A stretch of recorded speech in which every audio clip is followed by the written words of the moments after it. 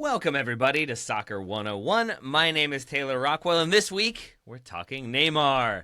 Neymar da Silva Santos Jr. has been one of the most talented and high-profile soccer players of his generation. He emerged as a prodigy at Brazilian club Santos, where he began his professional career at 17 and quickly became one of South America's most exciting players. His move to Barcelona catapulted him to even greater heights, and his eventual move to PSG did the same for his bank account. Now, following the premature conclusion of his time in Saudi Arabia, he rejoined his boyhood club Santos. With Brazil, he's won Olympic gold, but hasn't achieved the World Cup glory some might have hoped for. He's known for his dribbling ability, his goal scoring, and his flair. Also injuries, diving, and off-field partying. So what's the latest with Neymar? Why has he been such a controversial figure in his career? And how will he be remembered by future generations? Here with me to talk it all out, fresh from celebrating Neymar's sister's birthday for 24 straight hours, it's Graham Ruthven. Hello, Graham.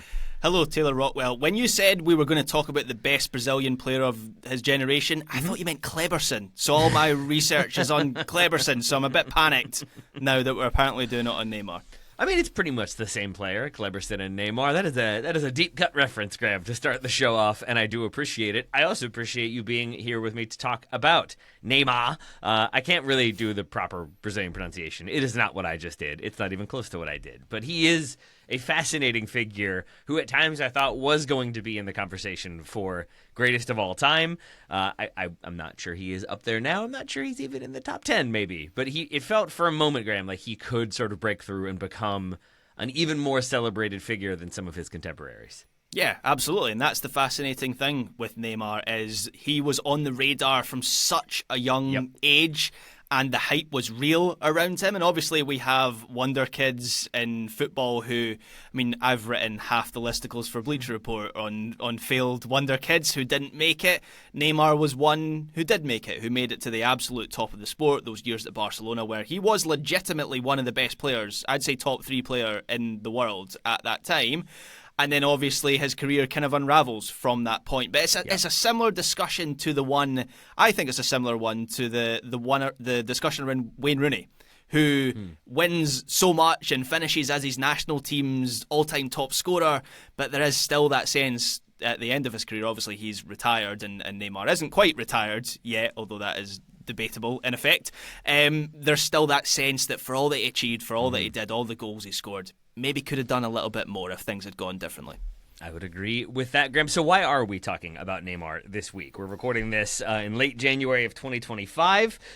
We're trying to make these evergreen, but there is a topical aspect to this episode for sure. Yeah, and that topical aspect is that Neymar is on the brink of rejoining Santos. So he was with Al Hilal in the Saudi Pro League.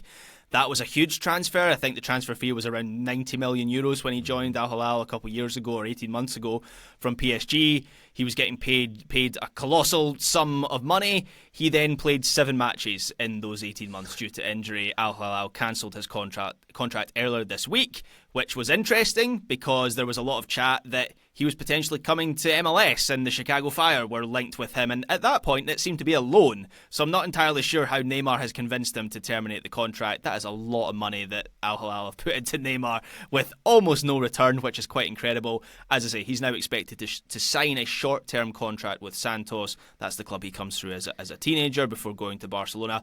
Unsurprisingly, seems like he's taking a huge pay cut to join Santos, but he clearly has an affinity for that club and he wants to get his career back on track before the World Cup, which is obviously next year. So that's the plan for Neymar. Graham, do you have a sense of what went wrong in Saudi Arabia? We've talked about this a little bit. It feels to me like maybe a place he didn't fully want to go in the first place. By all accounts, it sounds like he had wanted to stay in Europe once his time with PSG was over. But there was the issue of his wages and how exorbitant they were. No one's going to match those. There was the idea that PSG wanted a fairly high transfer fee, and most clubs in Europe weren't going to meet that either. So Saudi Arabia could meet both conditions and did. But it feels like it was never really a thing that went particularly well. As you said, it's only 7 games. But I assumed it was fitness or a lack of effort, and I don't think that's the case. I think a lot of people have speculated that it might be. It kind of just feels to me in the end like a place he didn't really want to be, and then injuries made it fully not work out. Well, I think that last point is really the reason it didn't work for him at Saudi Arabia was he just couldn't shake the injuries. He gets a bad ACL injury, I think, not long after joining Al Hilal, which rules him out for basically a full year. I do think there are questions over his recovery and whether he was truly committed to that recovery, to getting back to playing for Al Hilal, and Jorge Jesus, who is the Al Hilal manager, who was, listeners might remember, from Benfica, and he's had a lot of jobs in Portugal. He basically came out with a pretty striking quote a couple of weeks ago that said Neymar can't play competitive football. He doesn't. I'm paraphrasing slightly, but not by much. He basically said he cannot, the physicality of competitive football, and we're talking about the Saudi Pro League here. I'm not trying to do the Eurocentric, ignorant thing of saying that it's worthless as a competition, but we aren't talking about the Premier League. We're not talking about one of the big 5 leagues in Europe. We're talking about a developing league here, and according to Al Hilal, Neymar just didn't have the physicality to handle the training, to handle the matches. So there is a real question over he's 32, right? Or 33, around about that point. He usually is 32, about to be 33 in 6 days or so. Yeah, so usually at that point in a player's career, they would maybe have a few more years left in the tank. But I think there are real questions with Neymar over whether he will have that. Has he basically just played too much football earlier in his career? Which, to be honest, links it all the way back to the Wayne Rooney comparison that I was making. That was the thing with Wayne Rooney, was he just the mileage that he had by the time he got into his 30s was too much. So I think he has a point to prove at Santos. He has to prove that he can still play level at any sort of respectable level. So he's back at Santos. To extend your Rooney comparison further, Rooney breaks through at 16? Neymar makes his professional debut around the age of 17 and has a good bit of success with Santos. He wins Copa do Brasil. He wins Campeonato Paulista multiple times, Copa Lib as well. Grim, when does he sort of first come on your radar? Is it around the time that Barcelona have the interest, when it sort of feels like it's a foregone conclusion he's moving there? Is it the Copa Libertadores Championship? Yeah. When is it exactly? So, to be honest, the first time I ever remember hearing about Neymar was not long after he made his debut for Santos at the age of 17. I remember reading about him in World Soccer magazine. And at the time, they had these 2 teenage prodigies. It wasn't just Neymar, it was another kid called Ganso, who was coming through at the same time. And so that was the story, was that Santos had these 2 wonder kids. And that's the fact that it was Santos is an important part of this story as well, because Santos is the club of Pelé. So immediately you have comparisons to Pelé, the greatest Brazilian player of all time. So I think that's kind of why he was on the radar so soon. And he'd been on the radar of big European clubs for a while as well. Even before he'd made his Santos debut, he went for trials at Real Madrid when he was 14. Barcelona sent scouts to visit him when he was 15. But he stays at Santos and makes his first team breakthrough at 17. Scores 14 goals in his first season, and even at that stage he was on the global radar. So he was on my radar personally from a very young age, but that's just because there was so much hype around him. The only player I can sort of, and I don't even think this does a decent enough job of reflecting the hype there was around Neymar as a 17-year-old. Martin Odegaard is the other one I would think of when he's breaking through in Norway. There was an outsized reaction to him playing at 16. I can't even remember the club that he breaks through at, to be honest, but you would never hear of a player from that club normally. But for whatever reason, Martin Odegaard was on the mainstream radar, and that was certainly the case with Neymar too. Indeed. I remember that Ganso team. I remember watching them for weekend review shows and to kind of try to figure out why there was so much hype, and he justified it because he did a lot of what we came to expect from Neymar. It was a lot of individual dribbling and individual skills, but then really good goal scoring, some rockets from distance. He was just such a fun player at that time and remained so. But that does sort of start off my enjoyment of Neymar, and I think I tended throughout his career to be more positive than a lot of people, and maybe more so than he deserved. Graham, in that time period you're talking about, it's also the start of an interesting trend of when he goes and has that trial with Real Madrid. I believe the person that is most instrumental in deciding Real Madrid isn't for us, we're going to go back to Brazil, is his father, who has a very strong, some would say outsized role in his career and maybe the involvement therein, including that move to Barcelona, which felt for all the world like a sort of slam dunk. Yeah, you make this move happen. You're Barcelona. You are flying high at the top of the world. You have Lionel Messi. You have treble winners. You've got so many good players. You bring him in, and it is no big problem. But then it kind of becomes a problem. Not even with the PSG thing, not even with disruptions to the lineups, but with the controversy around the move itself. Shall we pause to talk about that?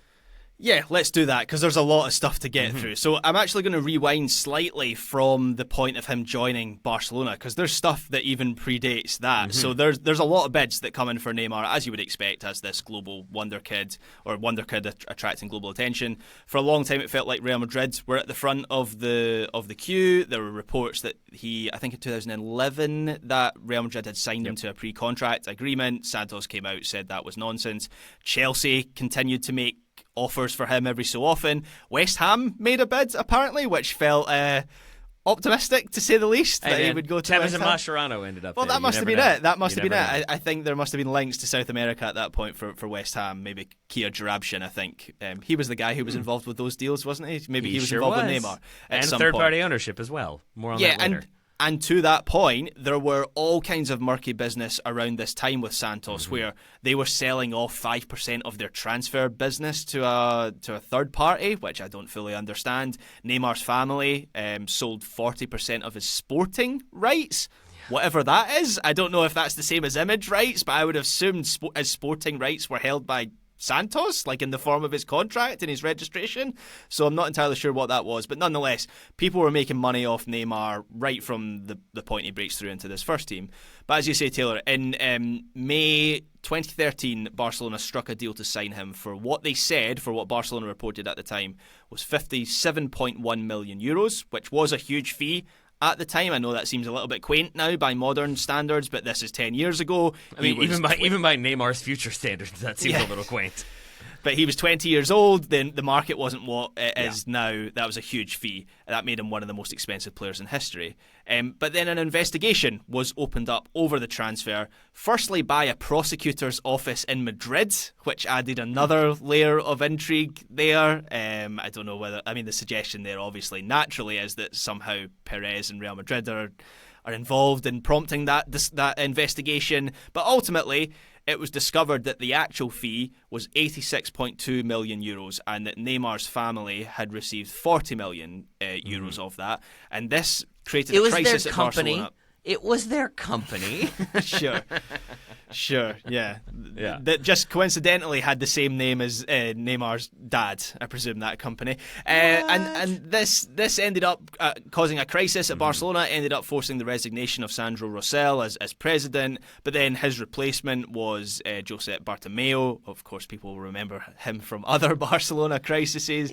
But he ultimately and Barcelona are charged with tax fraud related to this transfer. So very, very murky dealings to get Neymar to Barcelona. And then there's other lawsuits, I believe, as well in Brazil and elsewhere, because those like third-party ownership, those percentage of image rights and whatnot are then sort of based off of that initial reported fee. So once it's much, much higher, there is then the corresponding, well, then you owe us more money. And so he is, if not he directly, then the people around him, the clubs around him, are immediately kind of embroiled in scandal and legal saga, in controversy.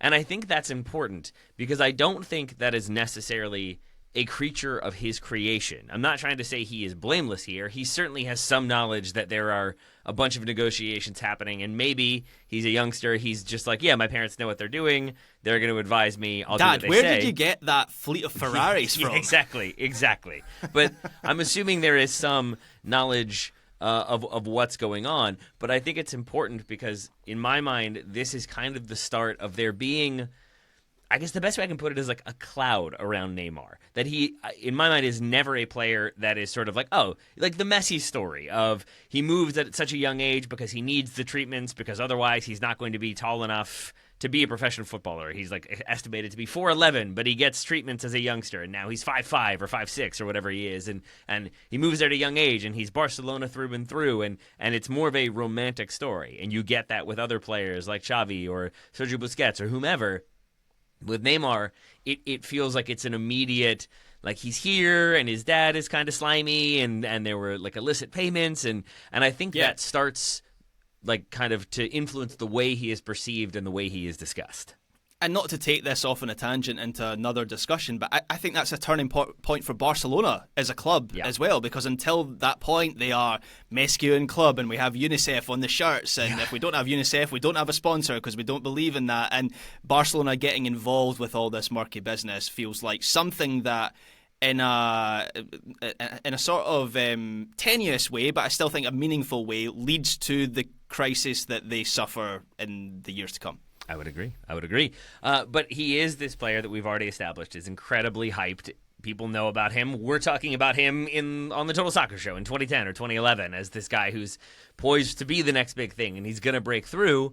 He moves to Barcelona, and he breaks through. He has himself a good old time in 4 seasons at Barcelona. Across all competitions, he plays 186 matches. He scores 105 goals. He gets 76 assists. There is the MSN attacking trio of Messi, Suarez, Neymar. That is one of the gold standards in terms of attacking trios, in terms of overall attacks. I think they set a goal-scoring record in one season, Graham, of 122 goals in all competitions between the three of them. Not bad. That's a lot of goals in one season. Yeah, his signing for Barcelona, at least on the pitch, was a huge success. And I think one of the successes for Neymar was he changed as a player. Because at Santos, he had been the main man. Everything was funneled through him, and he had this free role in the attack where he could drift wherever he wanted. Then he joins Barcelona. There's already another guy who does that, and his name is Lionel Messi. So it was a bit like initially it felt a bit like what we're going through now with Mbappe and Vinicius, where it wasn't clear how Barca were going to fit them into the same team. I remember that discussion over the summer of like, yeah, great, Neymar signed for Barcelona. It would have made more sense if he'd went to Real Madrid, who also wanted him. There was a clearer place for him in their team. How are you going to get Messi and Neymar into the same side? But Neymar becomes a left winger in this attack, in that MSN front line that you mentioned, Taylor, which for me is the greatest forward line in football history. And he plays on the left side, and he is seemingly happy to play second fiddle to Messi, and the two of them become Seemingly happy, yes. At this point, they are close friends. And I'd say now, I think it's come full circle as well, where obviously their story was he wanted to go to Inter Miami to play with Suarez and Messi again. But at this point, the two of them are close friends, and Suarez is part of that friends group as well. And Neymar, I know this is hard to imagine, would help out defensively. He would work back. He had work rate. And in this period at Barcelona, he dispelled a lot of ideas about him. And I remember people arguing that the Brazil versus Argentina thing would prevent him from working well with Messi, and he'd join Barcelona to somehow quash Argentina's hero and somehow lift Brazil, and all that was nonsense. And Barcelona Neymar was one of my favourite players to watch. He finished with 181 goal involvements in 185 games for Barcelona, and was probably the third best player in the world for, I would say, 2 or 3 seasons behind Messi and Ronaldo. So in that sense, it was a huge success for Barcelona in that period. More on that third best player thing in a moment. But yeah, to further underline it, in those 4 seasons, wins 2 La Liga titles, wins 3 Copa del Rey trophies, wins the Champions League, the Club World Cup, the Spanish Super Cup, and is just an elite attacking member of that team. We've already talked about the goals. I just remember that being such a whack-a-mole team, that if you shut down one, the other one's going to score. If you shut down 2, the other one's going to score. It was just so fluid, so fun. And even for a person who was maybe a Barcelona disliker, not a full hater, but I think out of pure jealousy, because they initially had that Mesquiun club, we're UNICEF, we don't have a sponsor, all that stuff, but then we're going to beat everybody by 15 goals. You watch that team and you think, like, that is what football is meant to look like. It is meant to be this beautiful, free-flowing thing where you end up scoring a ton of goals. They also have the best player in soccer history, in my opinion, in Messi. And I think that is maybe the start of where it feels like, okay, but what next? How is Neymar going to get out from under this shadow of Messi versus Ronaldo? The two of them winning Ballon d'Ors over and over again. They have a complete lockdown on winning the Ballon d'Or for what, like a decade? And there's an idea that Neymar has to find a way to sort of, maybe this is just a media construction. I do think this is probably a thing that kind of gets whispered into his ear and then grows from 100%. There. But I think there's an idea that you have to then prove that you're the GOAT. You have to prove that it's not just Messi doing these things, that it's you. And how are you going to supplant Messi? Well, you're not going to do that at Barcelona because he's not going to leave, or at least we didn't think he was at the time. So what do you have to do? Well, you have to make a move, and he chooses to make a move to PSG because they have even more money than everybody else had at that point. And that is another sort of, I think, not quite black mark, but it's where we feel, I think, like in looking at Neymar's career, like he goes from this youngster who's like achieving new heights and adapting his game and playing so well to oh, is he kind of a mercenary who's going to the PSG money project? And I think that furthers kind of the negative discussion around him.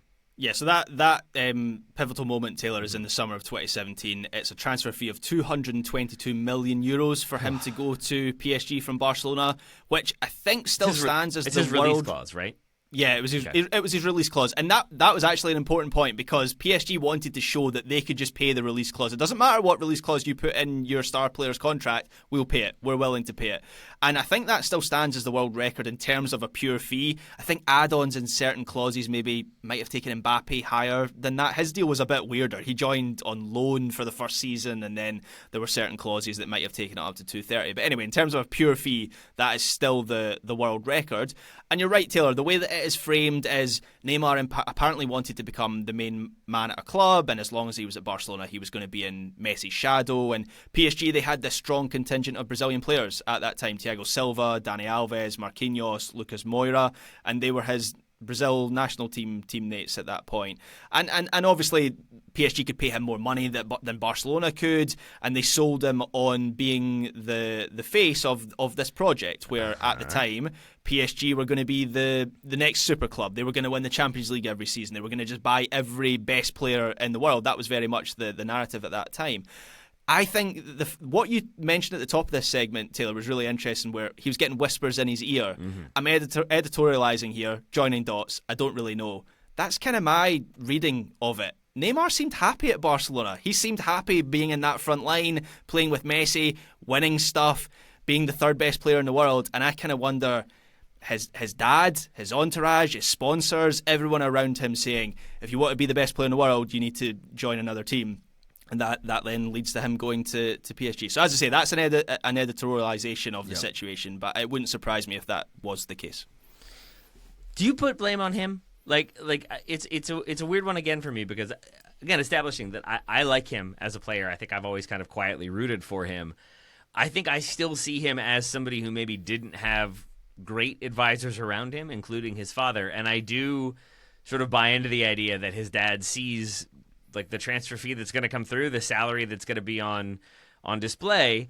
And if you're an agent, you're not making money, or you're not making as much money off of the existing contract as you are off of the new one that promises even more money. I do sort of wonder if he starts getting kind of pushed in that direction more than he himself necessarily wanted to go. But maybe I'm letting him off the hook, because ultimately he does go there and does take that money and that paycheck. He has to sign the contract, so it's on some level it's on him. But I do think it was it's probably the worst decision that he made in his career, was to go to PSG, which is a weird thing to say, considering you look at the numbers. He scored. I'm just looking at the numbers here. He finished with 195 goal involvements in 173 games for PSG. He won 5 league titles, 8 domestic cups. He played in the Champions League final. So by a normal mortal player's standard, it was a hugely successful time. But the perception of him changed. Injuries got worse at PSG, and I don't know whether that would have happened naturally at Barcelona as well. But by the time he leaves PSG to go to Al Hilal, the discussion has completely changed around him. When he was at Barcelona, that latterly, at the point he leaves to go to PSG, the discussion was, how is Neymar going to succeed Messi as the best player in the world? By the time he leaves PSG, the discussion is around his unfulfilled potential. And I think that is such a huge sliding doors moment for him in his career. Agreed. And I think a bit of a poison chalice at the same time, because to your point, he makes that move. The narrative around him changes. The narrative around PSG certainly changes. The conversation about financial fair play and what do we need to do to limit the amount that clubs are able to spend, because Barcelona basically powerless to stop this move. Not that they would have, because that is a large amount of money to come in. But the other aspect of this that I think is sort of regrettable to some extent is that, as we talked about, the idea is maybe that he's tired of being under Messi's shadow. He's tired of being the third fiddle behind Messi versus Ronaldo. So he's going to a place where he is going to be the man. They're going to build the team around him. Except that summer is also when they do the loan to buy deal for Kylian Mbappe, who moves from Monaco to PSG after one season at Monaco, or after that breakthrough season at Monaco.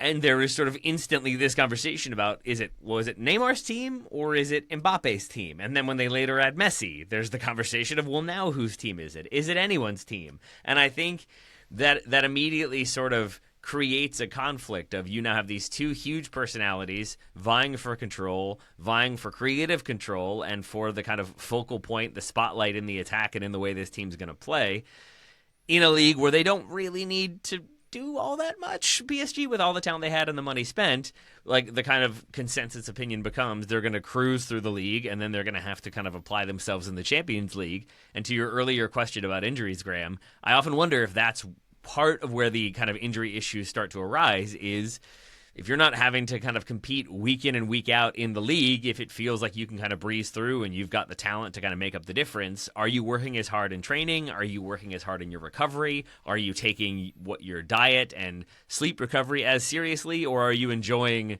your millions and millions and millions and millions and millions of dollars you're making in income to fly to Brazil and go to parties and stay out all night and do other questionable activities? It does feel like that is kind of where he has license to do whatever he wants, and he takes advantage.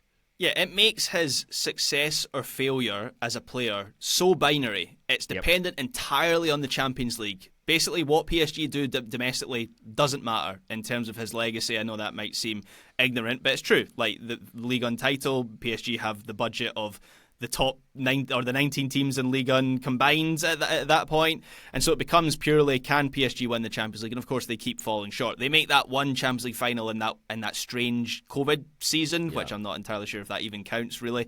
But beyond that, they were nowhere even close to winning the Champions League. And on and off the pitch, that project of having Mbappe, Neymar and Messi as the front line was a complete failure, and it was totally different to the MSN because, as I mentioned, at Barcelona, Neymar was willing to do the defensive dirty work on occasion. He was willing to work back. He was in a Lucho team. He was in a Luis Enrique team. He had to. That was demanded of all three of them. And while Messi maybe got a little bit more leeway than the other three, the dynamic worked. Whereas at PSG, the internal politics between those three players spilled out onto the pitch, where none of them was willing to press from the front or do any of the defensive work, and so the balance of the team was off, and they were never good enough to win a Champions League. It's just so wild to think about. Like 10 years from now, I wonder how much people remember that PSG team and that era of PSG. But it would be wild to explain to somebody like, yeah, there was this club that had Messi, that had Neymar, that had Mbappe, that had Achraf Hakimi, that had Angel Di Maria, that had Gigi Buffon, they had Donnarumma. Like the amount of talent that team had to sort of quietly be phased out in favor of Luis Enrique kind of doing what he wants with younger players. It's so strange, and it's not fully surprising that it didn't work, but it is one of the weirdest things to have happened in club football in recent memory, that they have all that talent and can never fully put it together. It wasn't just that they never won the Champions League or weren't successful, whatever that means. Nobody cared, by the end, which was the weirdest thing about PSG. Like, they had Messi, Mbappe, and Neymar as this front line, and we would barely talk about them on Weekend Review. It was so weird. Well, because at that point you put yourself into this effed position, to not just overtly curse, because we try to keep it family friendly, but it's damned if you do, damned if you don't. That if you win 5-0, people who talk about soccer for a living are going to be like, well, yeah, it's PSG. They won 5-0. And then if you lose, maybe then you'll be talked about. But if you win 1-0, you're not really going to be talked about. It's impossible to really, I think, ever become a team that people are going to talk about in a favorable way. And I think that is largely why PSG have made the moves they have to get rid of some of those big egos and to move on and to kind of have a new identity. And that has led, or did lead, to Neymar departing for Saudi Arabia, a move that we've talked about. He makes another insane payday, as do PSG, for that transfer. And now we come full circle with him going back to Santos for now. Maybe there's another move in there as well. One aspect of his career that we haven't talked about is his time with Brazil, which is itself sort of a mixed bag. Because as I said in the intro, he wins Olympic gold and is the player for them for such long stretches of his time with the national team. But there is still that sense of what might have been. There's the broken back / broken lumbar or whatever it was, the vertebrae that kept him out, that prematurely ended the 2014 World Cup.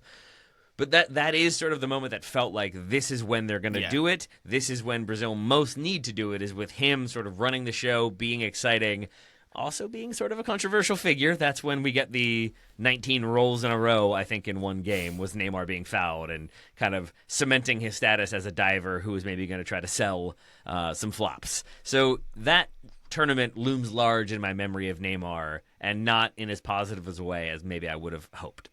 Yeah, I'll come back to, or I'll move on to 2014 because I think that's a really interesting discussion point around Neymar. But just broadly to begin, I think if you were to ask someone from Brazil about Neymar, they might have a very different opinion on him to someone from elsewhere, like we're an American and a Scot here. Because I think for the national team, Neymar was the face, or maybe still is, the face of an entire generation. And Brazil are coming out of an era where they have Ronaldo and Ronaldinho and Rivaldo, and the talent after that maybe wasn't quite up to that standard. But they had Neymar. Go on, Taylor. Can I cement, to emphasize that point, it's not that big of a point, but there is it's one of my favorite Nike commercials, aside from the airplane and Jogo Bonito and all that, is the before Ronaldo, after Ronaldo, and it's sort of like you see the original Ronaldo, and it's sort of like the pitches are all terrible, and then after Ronaldo, and it's beautiful, and before Ronaldo, and there's one person covering a game, and afterwards it's 400 cameras on one player. And Neymar is I think 3 different times in that advertisement used as the after Ronaldo. He is the next Ronaldo. That is the billing he is getting by Nike, by Brazil. He is going to be the guy who picks up where Ronaldo left off and continue that footballing tradition of winning silverware. And the pressure that he's been under as a Brazil player, I don't actually think compares to anything else we've seen in history. I'm not even convinced that Messi has been under the same pressure that Neymar has been under as a Brazil player with all these tournaments. And he will finish his career as Brazil's all-time top scorer, which counts for something. And I think the fact he's going back to Santos says that he's still beloved in that country. And I think Santos have plans to sort of do the Inter Miami thing of play a bunch of friendlies around Brazil so that fans can come and watch him play if he's fit, of course. And I think they have a documentary series planned, and they're going to really cash in on Neymar in a domestic sense in Brazil. So that still says to me that he is beloved and he's thought of in a different way in that country than he is maybe around the world.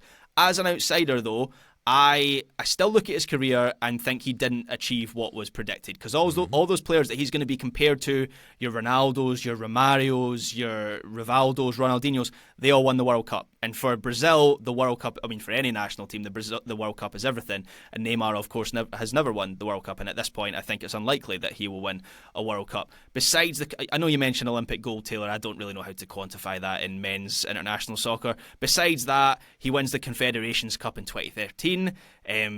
But he's never won another trophy with Brazil. He's only played in one Copa America final. He's never won the Copa America, which is pretty... He sits out the 2016 iteration because he plays in the Olympics that summer, because I forget why Olympic gold is so important to Brazil, but it is for some reason, maybe because they competed in the first one. But he chose the Olympics over the Copa America Centenario, so that might be one reason why he hasn't been in a final. Yeah, it's fair to say the Olympics is a bigger deal for men's soccer in Brazil than the rest of the world. So maybe they do count that as a major trophy. But I think about the 2014 World Cup and how that tournament was Neymar's tournament. For anyone who didn't watch that World Cup, it's difficult to convey. I don't think there's ever been a World Cup that was more about one player as that one was about Neymar. He was the face of Brazil, he was the face of the tournament, and it was his peak, as would turn out to be the peak of his career. He was at the peak of his powers at that point.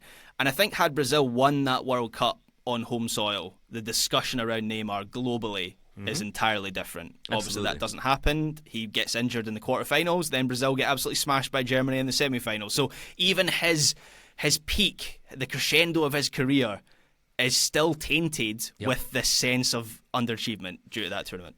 Agree entirely. And that is where he has the injury, then they're smashed by Germany, as you said. Germany end up winning that World Cup, and that's kind of what we remember. I think I also remember that sort of being a crystallizing moment in people being really frustrated by Neymar, because yes, he is the creative player that is carrying Brazil and putting them on his back for certain games in that tournament. But as I said before, that is where he's also getting fouled and rolling around and acting like he's been shot and then getting up and continuing on. And I just remember neutrals and people who would only watch the World Cup and nothing else every 4 years being like, who is this guy? Why does he dive all the time? And by contrast, the thing that I remember on an individual level is that being the tournament of James Rodriguez. And James Rodriguez rises to kind of the forefront of who is this guy who is pulling all the strings for Colombia and battling through challenges and making things happen. And I think Neymar starts off as the face of the tournament, but by the end it is Germany and it is James who come out of that 2014 World Cup in Brazil as the kind of stars of the tournament, the winners of that tournament. That is not the way I expected it to go heading into that one. So do you feel then, Graham, that there's an air of missed potential or not fully reaching his potential when it comes to Neymar with Brazil, which is, again, a crazy thing to say about a person who is their all-time top scorer? Yeah, I think the frustrating thing with Neymar is I broadly agree with that. I think there is a sense of unfulfilled potential. He was one of the best players of his generation, but when he breaks through, the discussion around him is this could be a guy who's one of the greatest players of all time. This is a guy who could be the next Pele. This is a guy who could be up there with Messi. And he was never that. He's never going to be at that level now that he's 32, 33 years old. But the frustrating thing with Neymar is it feels like a lot of his own decisions contributed to him not achieving. So there are other players where, I don't know, with Rooney, it feels like maybe... I mean, Rooney made his own decisions in terms of, I think, his commitment levels at some points in terms of his training were questioned. But with Rooney, it just felt like things with Ferguson got away with him. Manchester United changed as a club. With Neymar, he chose to leave Barcelona, to go to PSG, to follow the money. He chose to go to Saudi Arabia. I mean, we could debate whether he had people whispering in his ears, but ultimately that is his decision. And so that's the frustrating thing with Neymar, is it feels like it was on him. His career got away from him because of the choices that he made and no one else. I've talked about this before, but I think the connection to Wayne Rooney is really strong, and I will forever remember there being when Rooney and Ronaldo were still at Manchester United, there was like a locker room interview thing where they're asking players like, what's your favorite thing to do after a match? And like John O'Shea is, I think, like, I go home and I have some quiet time, and Ronaldo is, of course, like sleep in a hyperbaric chamber and drink only water, and it's all these things.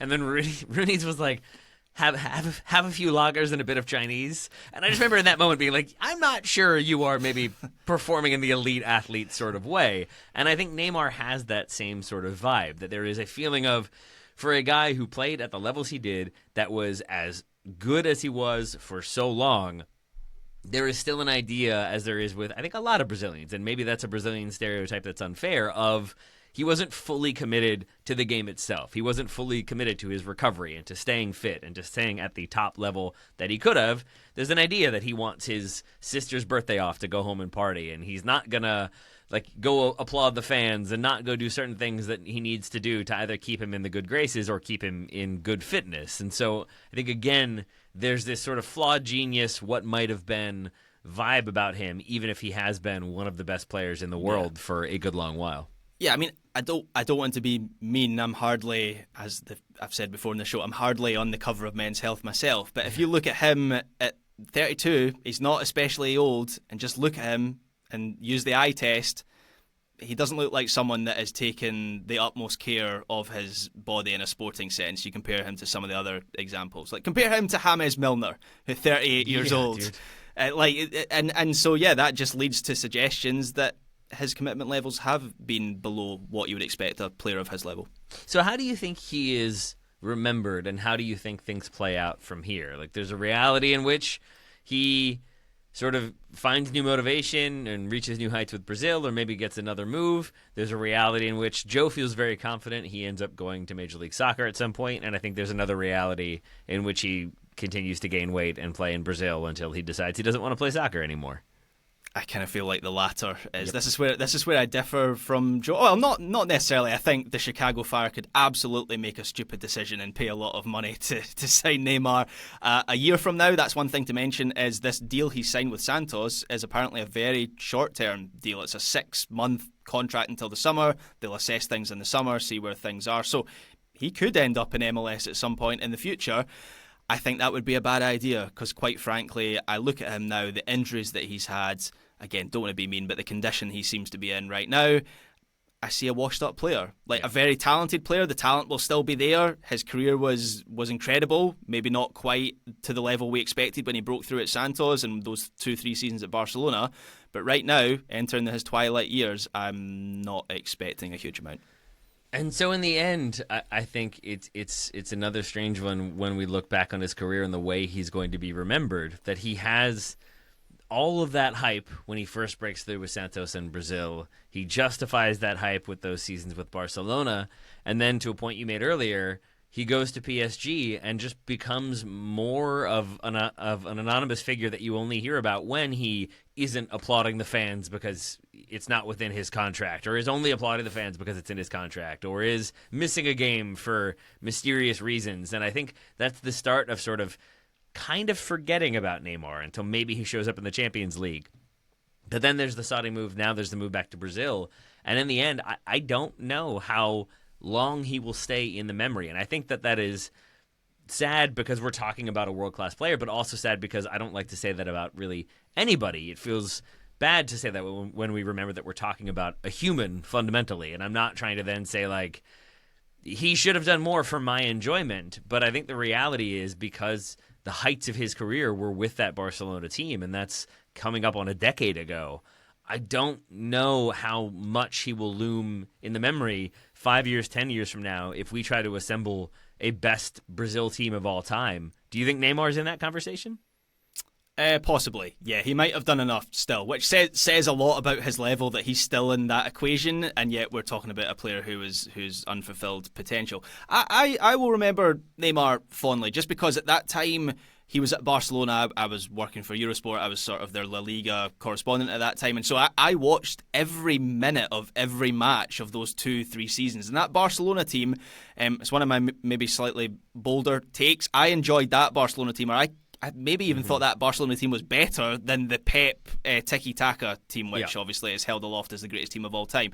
And the goals that they scored and the movement they had, and Neymar was a massive, massive part of that. So I'll remember Neymar for that period of his career, and also the excitement there was around him at Santos, where there was, I mean, he's the epitome, when he breaks through at Santos, he is the epitome of, you were talking about Brazilian stereotypes there, Taylor, and maybe the negative side of that. Looking at the positive side of those stereotypes, he was the epitome of what it was to be a Brazilian attacker breaking through at Santos, where he had these flicks and tricks, and he wins the Puskás Award in 2011 with this incredible goal against Flamengo, where he does the sort of Maradona thing of picking the ball up on the halfway line, and then he beats 3 players, and he plays a 1-2 with a teammate, and then he does this incredible little trick round 2 other players on the edge of the box and then finishes it with the outside of his boot, and it's an incredible goal, and it felt like Neymar was doing that on a regular basis for Santos. And so I'll remember him for that period as well, where he has that hairstyle. He looks like a sort of K-pop star at that time in his career, with the sort of, I don't know how to describe it, the cockatoo, the sort of Mohican hairstyle he has as a teenager. So his years at PSG were forgettable, and certainly in Saudi Arabia. But I think when the time comes and he hangs up his boots, which seems like it might not be that far away, I will remember him for those periods of his career.